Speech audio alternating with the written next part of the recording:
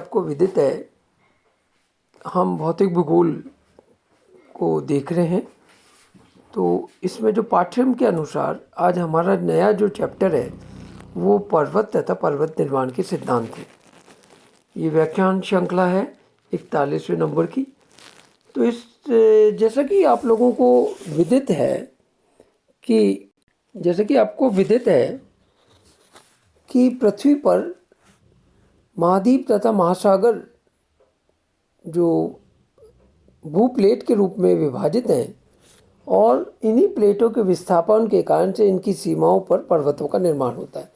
इससे पूर्व के व्याख्यान में हमने देखा था पृथ्वी पर दृढ़ भूखंड, जिसे हम रिजिड मासेस भी कहते हैं या शील्ड्स भी कहते हैं, तथा गतिशील यानी जो परिवर्तनकारी जो इन शील्ड के किनारे वाले भाग हैं वो परिवर्तनशील हैं, जिन्हें भूसन्नति के रूप में कहते हैं।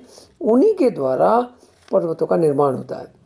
सेलिसबरी नाम के प्रमुख जियोमॉर्फोलॉजिस्ट ने पर्वत पठार मैदानों को द्वितीय श्रेणी का उच्चावच माना है। जैसा कि आपको विदित है कि सेलिसबरी ने पृथ्वी पर 3 प्रकार के उच्चावच की श्रेणी बताई है।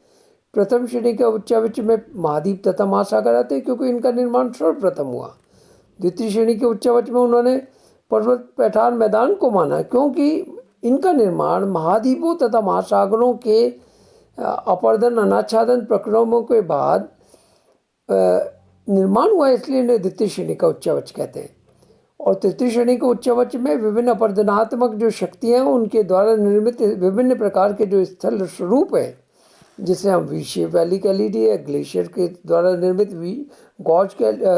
ग्लेशियर के द्वारा निर्मित हमारा यू शेप वैली कह लीजिए, या हिमोर कह लीजिए, या एस्कर कह लीजिए, कैम कह लीजिए, ये सब सारे के सारे जो हैं स्थलाकृतियाँ तृतीय श्रेणी के उच्चावच में आते हैं। पृथ्वी पर जो धरातल पर जो अगर हम कुल क्षेत्रफल की दृष्टि से देखें तो 27% भागों पर पर्वत फैले हुए हैं। पर्वत सामान्यतः अपनी समीपवर्ती जो भूभाग की अपेक्षा अति तीव्र ढाल युक्त शिखर होते हैं। यानी पर्वत किसे कहेंगे? पर्वत मुख्यतः अपने समीपवर्ती भागों से लगभग समुद्र तल से 600 से 1500 मीटर ऊंचे हों और अपने समीपवर्ती भाग से ऊंचे उठे हुए हों और तीव्र ढाल युक्त शिखर हो। तो ऐसे भूभागों को हम पहाड़ियाँ हिल्स कहते हैं। परंतु 1500 मीटर से अधिक ऊंचे भूभाग जिनके शिखर संकुचित होते हैं तथा निकटवर्ती भागों से या धरातल से लगभग 26 से 35 डिग्री तक का कोण बनाते हैं, वे पर्वत कहलाते हैं।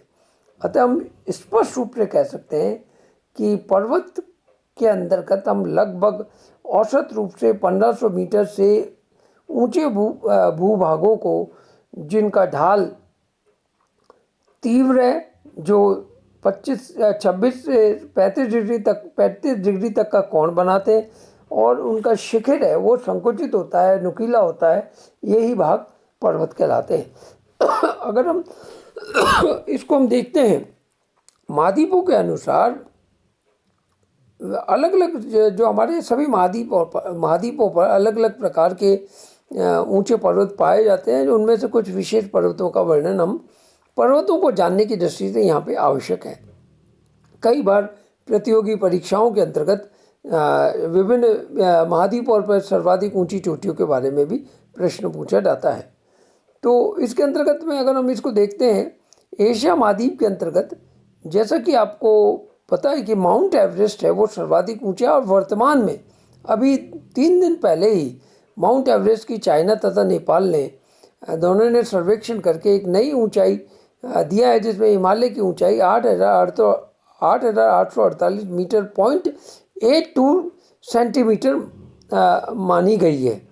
तो इस प्रकार से हिमालय की ऊंचाई में आंशिक रूप से वृद्धि हुई है, और ये वृद्धि लगातार प्लेटों के टकराव के कारण से हिमालय की निरंतर ऊंचाई का बढ़ना क्रम जारी है। दूसरी जो है K2 है, जो भारत की प्रमुख चोटी है। जिसकी ऊंचाई 8,610 मीटर है। इसके बाद में कंचनजंगा आती है जो 8,578 मीटर ऊंची है। इसी प्रकार से उत्तरी अमेरिका में माउंट मैकिनले जो रॉकीज पर्वत श्रृंखला में है कि अलास्का जो संयुक्त राज्य अमेरिका का प्रांत है, वहाँ पे 6,144 मीटर ऊंची प्रमुख चोटी है। इसी प्रकार से दक्षिणी अमेरिका के अंतर्गत में एंडीज की पर्वत श्रृंखला में एकानगुआ जो पर्वत श्रृंखला है, जिसे वो एक तरह का ज्वालामुखी पर्वत के रूप में भी जाना जाता है, वो 7,022 मीटर ऊंचा है। और उसके बाद अफ्रीका में किलिमांजारो है, वो सर्वाधिक ऊंचा चोटी है। तंजानिया में है जो टैंगन्यिका झील के पास में पाई जाती है। ऑस्ट्रेलिया में माउंट कोसियको जो 2,227 मीटर है। यूरोप में माउंट ब्लैंक जो 4,811 मीटर ऊंचा है। एल्बुश है। और अंटार्कटिका में मार्कम पर्वत है, वो 4,603 मीटर ऊंचा है। इस प्रकार से हम देखते हैं कि पर्वत हमारे यहाँ पर विभिन्न विभिन्न ऊंचाई के पाए जाते हैं, परंतु सर्वाधिक ऊंचे पर्वत जो है वो एशिया की भूभाग में आते हैं। पर्वतों के वर्गीकरण के आधार पर हम ये देखते हैं कि पृथ्वी पर समस्थल स्वरूप में पर्वत सबसे अधिक विभिन्नता युक्त होते हैं। तो वॉर्सेस्टर के अनुसार पृथ्वी पर कोई भी दो पर्वत पूर्ण रूप से एक समान नहीं है, उनमें बहुत विभिन्नता पाई जाती है। कुछ पर्वतों का निर्माण संपीडनात्मक बल के द्वारा, कुछ का ज्वालामुखी के जमाव के विस्फोट के द्वारा, कुछ का निर्माण भूपटल भ्रंश के कारण हुआ है। अतः पर्वतों के वर्गीकरण के निम्न प्रमुख प्रकार हैं कि जैसे कि इस सारणी नंबर जो 15.1 के अंतर्गत हमें देखने को मिलता है कि जो शील्ड है उनके हमने देखा था कि ये जो पर्वतों की दृष्टि से महत्वपूर्ण है, जो हम पूर्व में देख चुके हैं, तो यहाँ पर पुनः आपको शील्ड के बारे में जानकारी मिलती है। इसके बाद में अब हम पर्वतों का वर्गीकरण घटना अथवा उत्पत्ति के काल के आधार पर करते हैं। तो हमें पृथ्वी पर चार प्रमुख पर्वतीकरण की घटनाएं हुई हैं। इन घटनाओं के अंतर्गत पहला जो पर्वतीकरण है वो कैम्ब्रियन पूर्व पर्वतीकरण कहलाता है, यानी कि प्री कैम्ब्रियन ओरोजेनेसी कहलाता है। यद्यपि इस विषय में बहुत ज़्यादा जानकारी नहीं है और जो भी है वो भी विवादास्पद है। वैज्ञानिक लोग एक मत नहीं है। भूवैज्ञानिकों के अनुसार उत्तरी अमेरिका में महान झीलों के चारों ओर प्री कैम्ब्रियन के 3 प्रमुख पर्वतीकरण हुए, जिनसे सर्वप्रथम लॉरेंसियन पर्वत क्रम था, जिनके अपरदित होने के बाद एक भूसन्नति का निर्माण हुआ, जिससे एल्गोमन पर्वत का निर्माण हुआ। इसके अपरदन के परिणाम स्वरूप भूसन्नति में किलानियन पर्वतीकरण हुआ प्री कैम्ब्रियन युग में। तो इस प्रकार से यानी कि अमेरिका के अंतर्गत में महान झीलों के चारों ओर ही प्री कैम्ब्रियन के अंतर्गत ही 3 पर्वतीकरण के जो क्रम हुए, जो लॉरेंसियन, एल्गोमन और किलानियन पर्वतीकरण कहलाए। इसी प्रकार से यूरोप में ये जो है स्कैंडिनेवियन तथा ब्रिटेन में स्कॉटलैंड व एंगल से पर्वतीकरणों का निर्माण हुआ। प्रायद्वीपीय भारत, पश्चिम में ऑस्ट्रेलिया का पठारी भाग, ब्राज़ील का पठान तथा अंटार्कटिका इसके प्रमुख उदाहरण हैं। कैम्ब्रियन युग के बाद की हलचलों से अप्रभावित रहे। कैम्ब्रियन युग के बाद की हलचलों से ये अप्रभावित रहे, इसने शील्ड या स्थिर खंड का भी नाम दिया गया। तो ये जो पर्वतीकरण है, जो पर्वतीय भाग है, ये मुख्यतः इस तरह से नहीं हुए। अगर हम इससे पूर्व की हम सारणी के हिसाब से देखें तो हमें महाद्वीपों का वितरण तथा उनके मध्य जो तथ्य हैं उसमें हमें देखने को मिलता है कि पृथ्वी के ऊपर जो पृथ्वी का क्षेत्रफल है, अगर उसकी दृष्टि से प्रतिशत देखें वो महाद्वीपों के आधार पर, तो उसमें सर्वाधिक जो बड़ा भूभाग है वो एशिया है। उसके बाद क्रमशः अफ्रीका आता है। उसके बाद आ जाता है आपका उत्तरी अमेरिका। उसके बाद क्रमशः दक्षिण अमेरिका आता है, उसके बाद अंटार्कटिका आता है, और उसके बाद क्रमशः यूरोप आता है, और लास्ट में ऑस्ट्रेलिया आता है। तो ये क्षेत्रफल की दृष्टि से इनका प्रतिशत के आधार पर इनका वर्गीकरण किया गया है। और इसके साथ में सबसे ऊंचे बिंदु कौन से हैं और सबसे नीचे विश्व के बिंदु कौन से हैं, तो वो भी यहाँ पर देखने को मिलता है। जो सारणी नंबर 15.3 के अंतर्गत हमें देखने को मिलता है कि जो पर्वत हैं वो कई प्रकार के यहाँ पर पर्वत तथा चोटियाँ पाई जाती हैं, जो देश वाइज या मतलब कॉन्टिनेंट वाइज हमारे यहाँ पर इनको दे रखा है।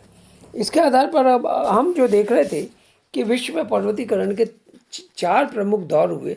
जो पहला जो प्री कैम्बियन पर्वतीकरण था उसको हमने देखा था। उसके अंतर्गत हमने बताया था कि जो महान झील क्षेत्र के अंतर्गत में 3 पर्वतीकरण के चरण हुए, और उसके बाद में इसी प्रकार से स्कैंडिनेवियन क्षेत्र में भी पर्वतीकरण के चरण हुए, और भारत के जो दक्षिणी पठारी प्रदेश है वहाँ पर दरारी उद्गार के द्वारा निर्मित डोमल शेप में पर्वत का निर्माण दक्षिण अमेरिका, दक्षिणी अफ्रीका के अंतर्गत में, और ब्राज़ील के पठार और ऑस्ट्रेलिया के पठार वाले भाग आते हैं।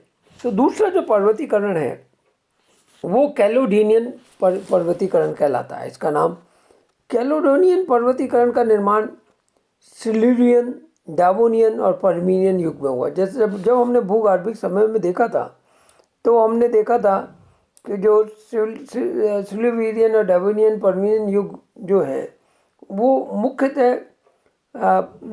एज ऑफ माउंटेन्स के रूप से जाना जाता है। इसमें स्कॉटलैंड के कैलिडोनियन के नाम पर इसका नामकरण हुआ।